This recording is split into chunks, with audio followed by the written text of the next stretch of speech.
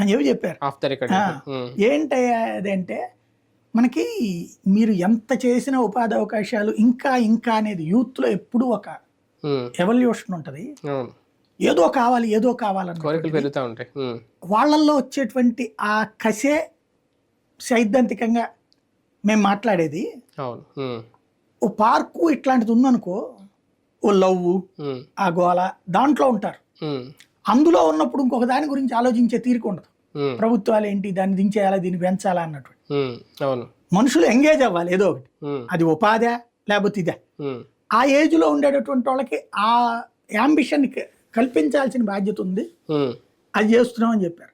అట్లాగే ఇప్పుడు పని అప్పచెప్పడం అనేది ఓ లెక్క. ఆయన బాబు గారు అనేది పని ఇప్పుడు ఫర్ ఎగ్జాంపుల్ కన్స్ట్రక్షనే జరుగుతుంది. నా మొన్న ఒక కారు డ్రైవర్ చెప్తున్నాడు అనమాట, డ్రైవింగ్కి వెళ్ళట్లేదండి నేను, ఇప్పుడు దీని మీద నేను నడుపుకుంటున్నాను, 2-3 కార్లు తీసుకున్నాను సెకండ్ హ్యాండ్, దాన్ని తిప్పుకుంటున్నాను. ఎక్కడి నుంచి వస్తుంటే బాబు గారు వచ్చేసారు కదండి, రాజధానిలో ఏదో పనులు ఉంటుంటాయి, ప్రతి ఒక్కళ్ళు బస్ స్టాండ్కో ఎయిర్పోర్ట్కో పోవాలా, నాయన వాళ్ళతో పరిచయాలు ఉన్నాయి, కారు పెడుతుంటాను నేను, అక్కడి నుంచి బస్ స్టాండ్ నుంచి తీసుకొచ్చి అక్కడికి తీసుకెళ్ళి రైల్వే స్టేషన్ నుంచినో ఎయిర్పోర్ట్ నుంచినో తీసుకురావడం, అక్కడ తీసుకెళ్ళి ఇది చేస్తే రోజుకి 1500 వస్తుంది. ఇట్లా 2-3 కార్లు మెయింటైన్ చేసేస్తున్నాడంట. 3 కార్లు మెయింటైన్ చేసేస్తే బెనిఫిట్ వచ్చేసినట్టే అతనికి. అతను ఇంతకుముందు డ్రైవర్గా చేస్తే అతనికి 15,000 వచ్చింది. ఇప్పుడు 3 డ్రైవర్లు పెట్టుకుని అతనే నడుపుతున్నాడు, ఉపాధి కల్పిస్తున్నాడు. అతను 3 ఉపాధి కల్పిస్తున్నాడు, ప్లస్ చేతుల ఆదాయం మిగులుతుంది.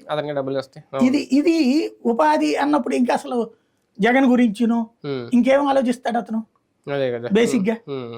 ఇది లేదని